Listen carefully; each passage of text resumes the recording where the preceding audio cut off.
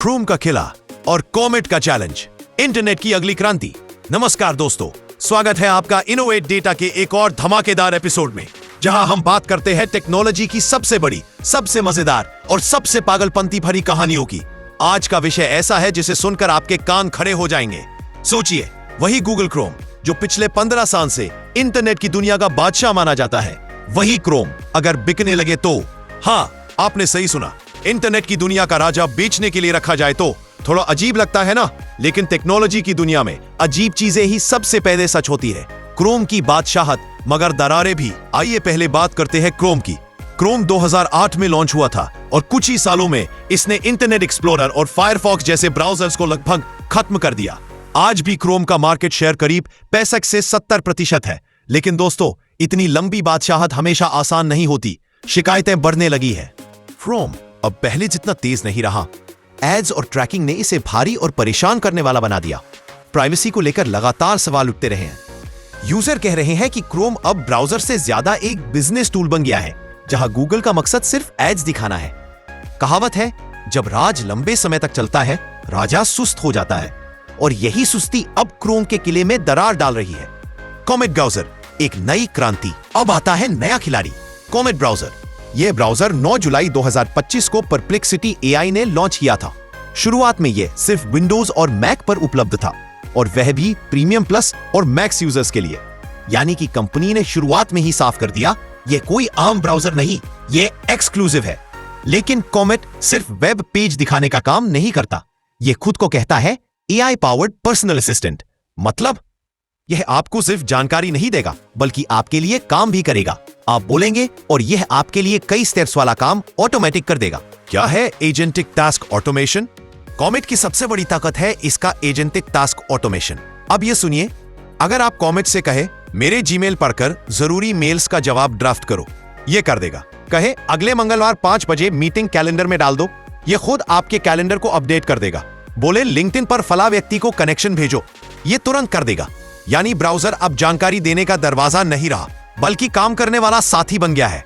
यह क्रोम की सोच से बिल्कुल अलग है। क्रोम कहता है मैं लिंक दूंगा, तुम जाओ और काम करो, जबकि कॉमेट कहता है तुम बोलो मैं काम कर दूंगा।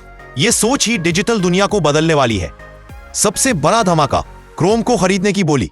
लेकिन दोस्तों, असली झटका तो तब लगा जब खबर आई कि परप्लेक्सिटी एआई, जिसने कॉमेट बनाया है, उसने गूगल क्रोम को खरीदने के लिए $34.5 अरब की बोली लगा दी है। क्या? हाँ, बिल्कुल।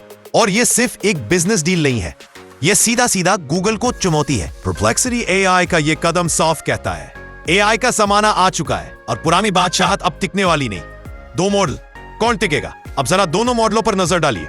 क्रोम का model search plus ads plus links, यानी आप खोजिए, एड्स देखिए और फिर लिंक पर क्लिक कीजिए। कॉमेट का model search plus answers plus actions, यानी आप खोजिए, सीधा जवाब पाइए और फिर उसी समय काम भी करवा लीजिए। दोस्तों, आज का यूजर लिंक की लिस्ट से थक चुका है। लोग सीधा समाधान चाहते हैं, तुरंत, फटाफट, और यही कॉमेट को खास बनाता है। असली खतरा, फोन डील्स। अब जरा सोचिए, अगर कल को कॉमेट ने किसी बड़ी फोन कंपनी से डील कर ली और ये स्मार्टफोन्स में पहले से प्री इंस्टॉल होकर आने लगा, तो क्या होगा? करोड़ों लोग बिना सोचे समझे इसे यूज करेंगे।